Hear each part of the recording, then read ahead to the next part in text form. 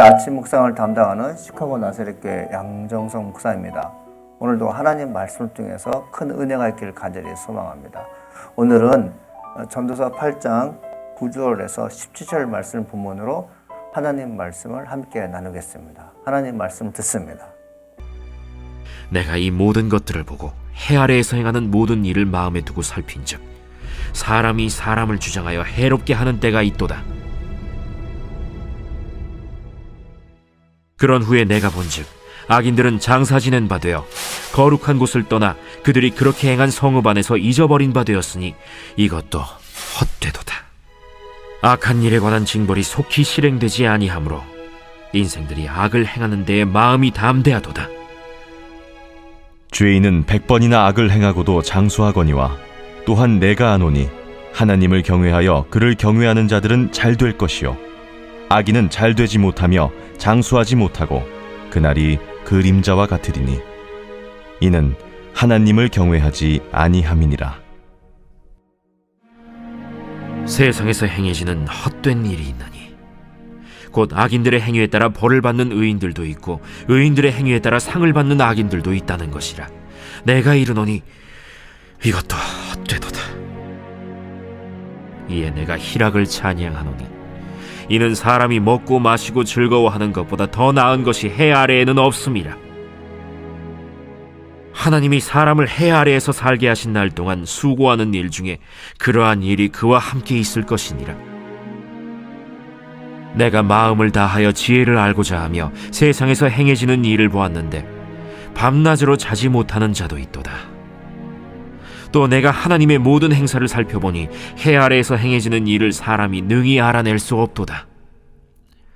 사람이 아무리 애써 알아보려고 할지라도 능히 알지 못하나니 비록 지혜자가 아노라 할지라도 능히 알아내지 못하리로다. 하나님 말씀을 묵상한다는 의미는 무엇일까요? 이 묵상한다는 의미는 중얼거린다는 뜻입니다. 읊조린다는 것이죠.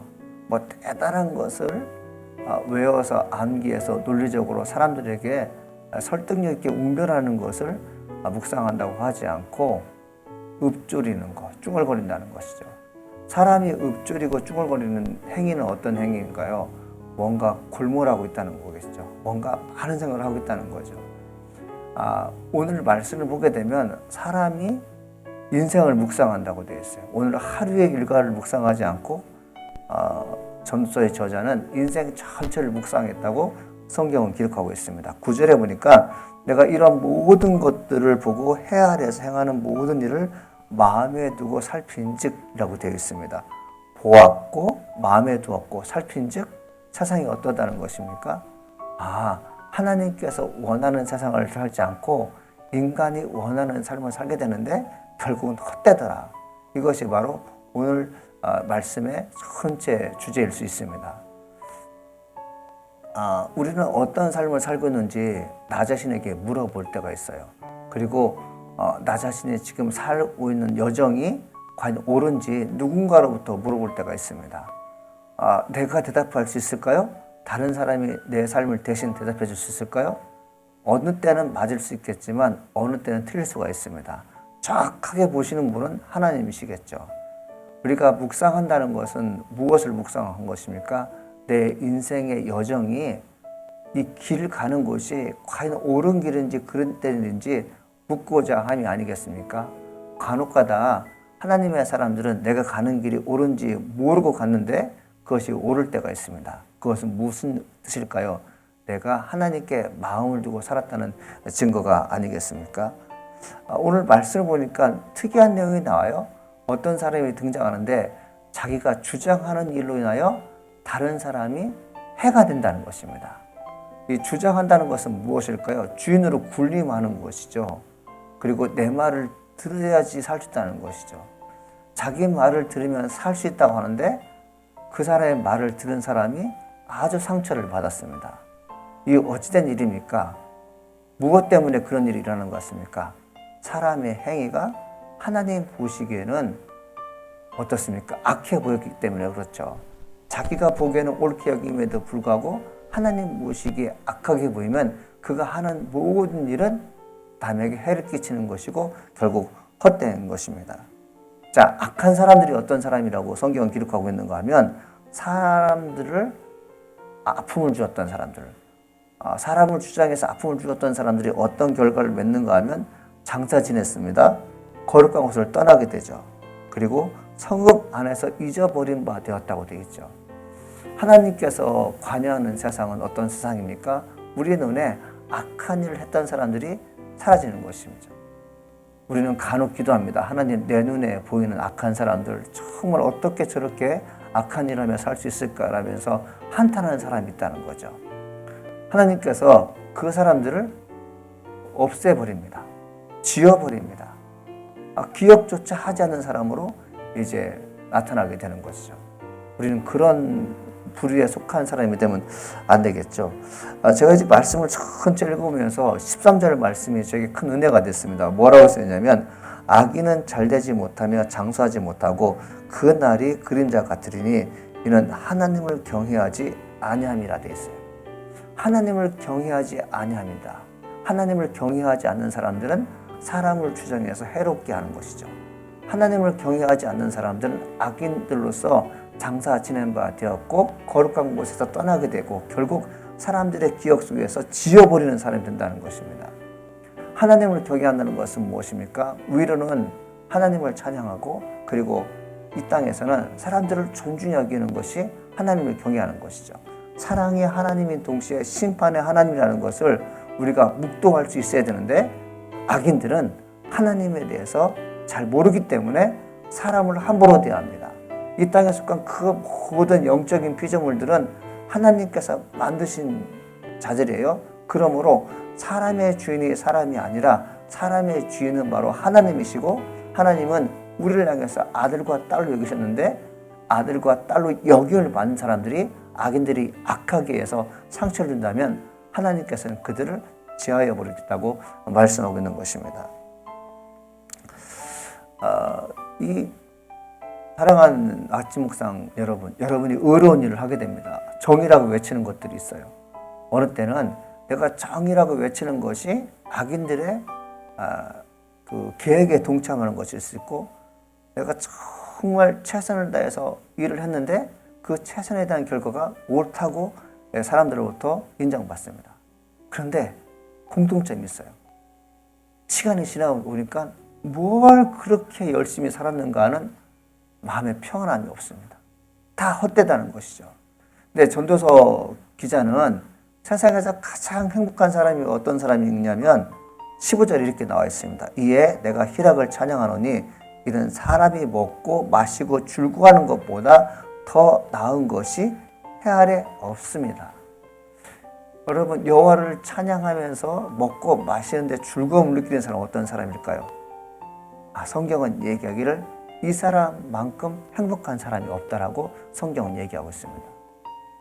여러분, 우리가 식사를 할 때 하나님을 찬양하며 식사하는 사람, 그리고 우리가 무엇을 마실 때 감사함으로 무엇을 마시는 사람, 그 공간에는 평안함이 있습니다. 여호와를 경외하는 사람에게 주어진 특권이 무엇이냐면 먹고 마실 때 즐겁습니다. 먹고 마시는 중에도 괴로운 것을 생각하게 되고 먹고 마신 후에 종의 위치로 돌아간다면 마음이 불편할 것입니다. 그러나 여호와를 경외하는 사람들에게는 오늘이 행복합니다. 먹고 마시는 것이 행복합니다. 전도서 기자는 전체적인 내용을 봤을 때 산전수전을 다 겪은 사람입니다. 높은 위치에서 세상을 불림해 본 사람이죠. 그리고 호된 인생을 경험한 사람이죠. 근데 가장 행복한 사람이 어떤 사람인가 봤더니 여호와를 찬양하면서 먹고 마시는 사람만큼 행복한 사람이 없다고 얘기하고 있습니다. 새해가 이제 얼마 남지 않았죠. 이는 2022년이 얼마 남지 않았다는 것입니다. 사랑하는 성도 여러분, 이 2020년 이 마지막을 사는 이 시대에 여호와를 찬양하며 먹고 마시는 성탄절이 되었으면 좋겠다는 생각을 해보게 됩니다. 전도서 기자는 또 어떤 일을 하게 되면 공부에 대한 모든 것이 헛되다 되어 있습니다. 밤낮으로 뭔가 알기 위해서 그리고 누군가에 대해서 나의 지식을 뽐내기 위해서 공부를 하고 밤새도록 연구해 봤지만 이 모든 것이 나를 행복하게 하지 않는다고 성경은 얘기하고 있습니다. 16절이죠. 내가 마음을 다하여 지혜를 알고자 하며 세상에서 행하진 일을 보았는데 밤낮으로 자지 못하는 자도 있도다. 또 내가 하나님의 모든 행사를 살펴보니 해 아래에서 행해지는 일을 사람이 능히 알아낼 수 없도다. 사람이 아무리 애써 보아도 알아보려고 할지라도 능히 알지 못하나니 비록 지혜자가 안으로 할지라도 능히 알아내지 못하리라 되어 있습니다. 우리는 정말 많은 시간 공부합니다. 우리는 정말 많은 시간 지혜자가 되기 위해서 애를 쓰게 됩니다. 모르면 세상에서 도태되는 것 같고 알지 못하면 어딘가 모르게 위축됩니다. 그런데 전도서 기자는 그것이 여러분에게 있어서 행복의 기준이 될 수 없다고 얘기해요. 우리가 많은 것을 알고자 공부한다 하더라도 하나님의 지혜에 따라갈 수가 없습니다. 하나님의 지혜에 따라갈 수 없기 때문에 진짜 지혜자는 하나님 나를 통해서 역사해달라는 기도뿐입니다. 인간은 하나님의 뜻을 따라 살 때 행복합니다. 내가 뭔가 하려고 하지 말고 하나님께서 원하시는 것을, 하나님께서 지시하는 것을 하게 되면 행복한 것입니다. 저는 13절 말씀이 저에게 마음에 와닿습니다. 여호와를 경외하는 자, 여호와를 경외하는 자에게 주는 축복이 무엇입니까? 마음 편하게 하나님을 찬양하면서 먹고 마실 수 있다는 것이죠. 이 세상이 내 마음대로 될 것 같지만 그렇지 않습니다.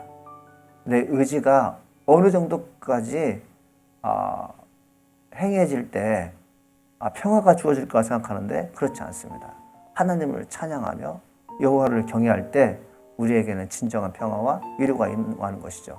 사랑하는 아침 묵상 성도 여러분, 여호와를 경외하는 성탄 시즌 되기를 간절히 소망합니다.